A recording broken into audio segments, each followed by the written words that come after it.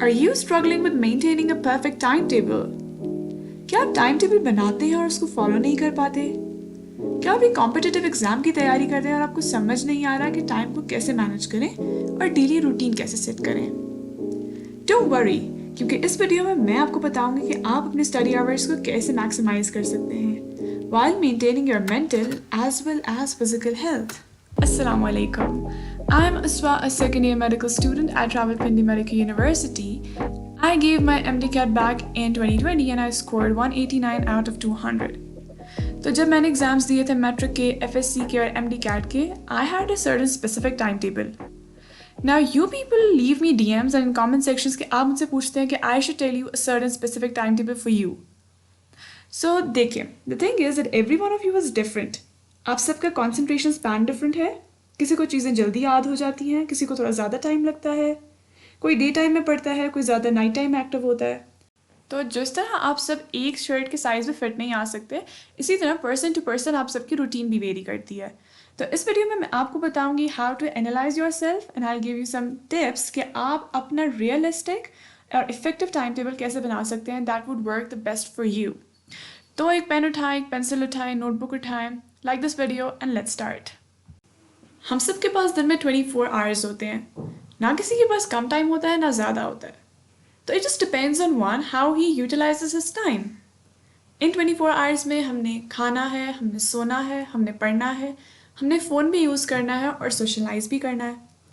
Now let's work smartly और देखते हैं कि हम लोग किस तरह से इफेक्टिवली अपने टाइम को मैनेज करें कि हमारी ये वाली एक्टिविटीज़ भी साथ साथ चलती रहें, लेकिन सिंस हमारे एग्ज़ाम्स आ रहे हैं तो हमारी पढ़ाई भी कॉम्प्रोमाइज़ नहीं होनी चाहिए. So the first thing is 24 hours में से अपने स्लीप आवर्स सबसे पहले हम सब ट्रैक करते हैं because sleep is the most important thing. आपने 7 से 8 घंटे ज़रूर सोना है. Then you are better able to focus and concentrate on your studies. And that has actually been scientifically proved कि जो बच्चे अपनी नींद पूरी करते हैं और फिर पढ़ते हैं वो ज़्यादा अच्छे परफॉर्म करते हैं एग्जाम्स में एज़ कम्पेयर टू दोज जो स्लीप डिप्राइव्ड होते हैं. अब हमारे पास रह गए हैं 17 आवर्स. तो बीइंग मुस्लिम्स हमने दिन में 5 नमाज़ें पढ़नी होती हैं and it's a must for us. Because we have to remember Allah. If we remember Allah, He's gonna help us succeed in whatever endeavor you are struggling for. तो 5 नमाज़ों के लिए we just take out 1 hour in the day जिसमें हमारे जितने भी slots बनते हैं 5 times तो मिला के हमारा 1 घंटा बन जाता है. फिर हमारे पास रह गए जी 16 hours. ऑन एवरेज हम लोग दिन में 3 दफ़ा खाना खाते हैं. That's right. तो हम हर मील के लिए हाफ एन आवर निकाल लेते हैं. सो इन टोटल हमारा बन गया 1.5 hour. हमने इसको भी एक्सक्लूड कर दिया. Now we are left with 14.5 hours. Then comes our usage of phone. मैं आपको ये नहीं कहूँगी कि आप बिल्कुल इसके फ़ोन को ये यूजेज को अबैंडन कर दें because that's not feasible. How ever I suggest कि आप इसके यूज़ को बिल्कुल मिनिमाइज़ कर दें. लेट्स से आप दिन में 1 घंटा यूज़ करते हैं, हाफ एन आवर दिन के टाइम यूज़ कर लिया, हाफ एन आवर शाम में यूज़ कर लिया, तो आपको सारी अपडेट्स भी मिल जाती हैं. आपने यूट्यूब की कोई वीडियोज़ देख ली, आपने वो भी देख ली. If you wanted to contact some friend, आपने वो भी कर लिया and that's enough for you. साथ ही हमने आधा घंटा एक्सरसाइज के लिए भी निकाल लिया बिकॉज पूरा दिन बैठ के पढ़ने से आपकी बॉडी बिल्कुल इनएक्टिव हो जाती है. तो make sure you do some exercise, walk कर लें, बॉडी को स्ट्रेच कर लें so that your blood circulation will improve. अब हमारे पास कन्वीनियंटली 13 आवर्स हैं पढ़ने के लिए. अगर आप कॉम्पिटिटिव एग्जाम में अपियर हो रहे हैं तो आई सजेस्ट कि आप 10 से 12 घंटे तो ज़रूर पढ़ें. देयर आर सम स्टूडेंट्स जो इससे ज़्यादा भी पढ़ते हैं. लेकिन अगर आप मैट्रिक के स्टूडेंट हैं तो आप लोग अपने स्टडी आवर्स को रिड्यूस कर सकते हैं. Focus study of 8 hours is actually enough for you. हम पढ़ने के लिए एक टेक्निक यूज़ करते हैं that is called Pomodoro technique. मतलब आप 40 या 50 मिनट्स तक पढ़ें, उसके बाद 5 मिनट्स की ब्रेक लें, फिर आप एक 40 to 50 मिनट्स का सेशन करें और उसके बाद 30 मिनट्स की ब्रेक ले लें. तो इस तरह के अगर हम ब्रेक्स के साथ चलें तो out of those 13 hours you are left with 12 hours easily. ठीक है, या फिर 11 hours कर लें. Now what you have to do is actually know your golden hour. आपको पता होना चाहिए कि आपका ब्रेन पीक एक्टिविटी पे किस टाइम होता है. तो वो यूजुअली आपका बिल्कुल मॉर्निंग टाइम हो सकता है जब आप सो के उठे होते हैं बिकॉज ब्रेन की एफिशिएंसी उस वक्त मैक्सिमम होती है. तो that is the time that you have to eat that frog. मतलब कि आपके पूरे दिन का जो मोस्ट डिफ़िकल्ट टास्क है जिसको करने में सबसे ज़्यादा हार्डवर्क लगेगा या ब्रेन आपका यूज़ होगा वो आपने सुबह सुबह ख़त्म कर लेना है so that you would know कि आप अपने दिन का एक बहुत इंपॉर्टेंट कॉम्पोनेंट कवर कर चुके हैं. सो इस पीक टाइम में आप लोग कर सकते हैं अपने फिजिक्स के न्यूमेरिकल्स, ऑर्गेनिक केमिस्ट्री, मैथमेटिक्स और इस तरह की चीज़ें. और फिर हमारे पास दिन का वो पार्ट आ जाता है जिसमें हम थोड़ा सा लेजी हो जाते हैं. लाइक फॉर मी इट्स नून. दोपहर के time it's not like very much productive for me.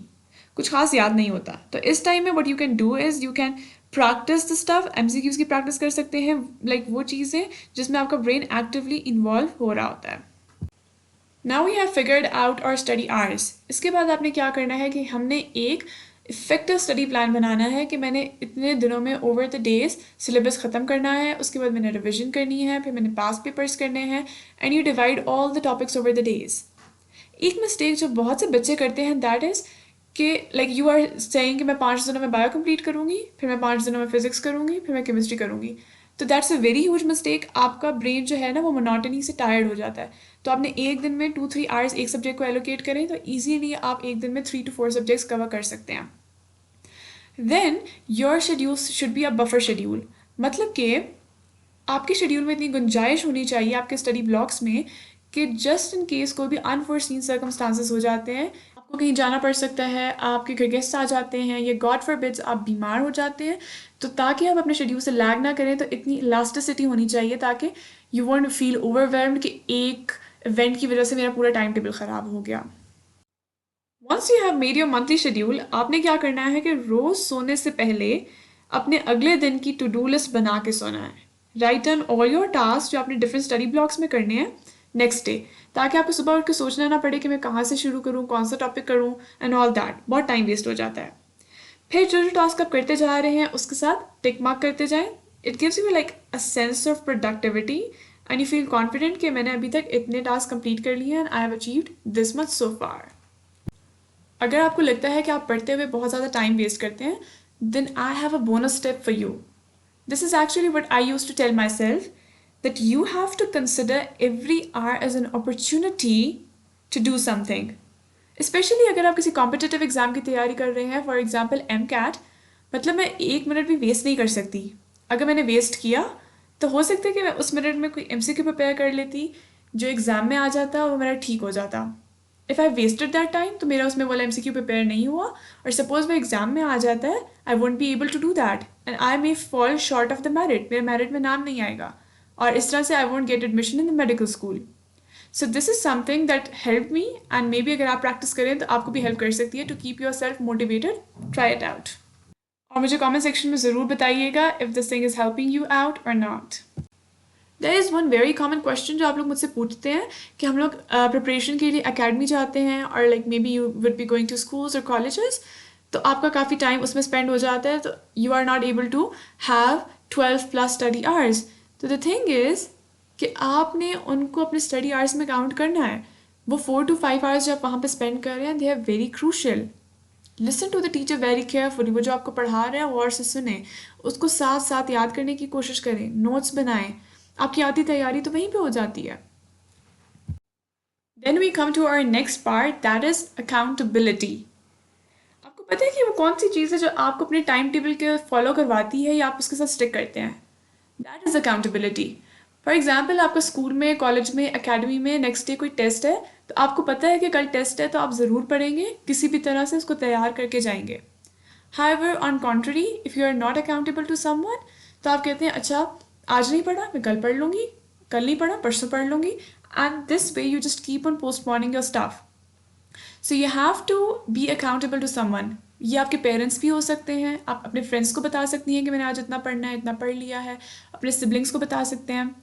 In case आपके पास कोई भी नहीं है तो what you can do is आप अपना प्यारा सा टाइम टेबल बनाएं, मुझे इंस्टाग्राम पे सेंड करें, या अगर आप इंस्टाग्राम यूज़ नहीं करते आप मुझे कमेंट सेक्शन में over the period of time बताते रहें कि I have achieved this much so far, और मैं अपने टाइम टेबल को फॉलो कर रही हूँ, I have been lagging this much और वट एवर.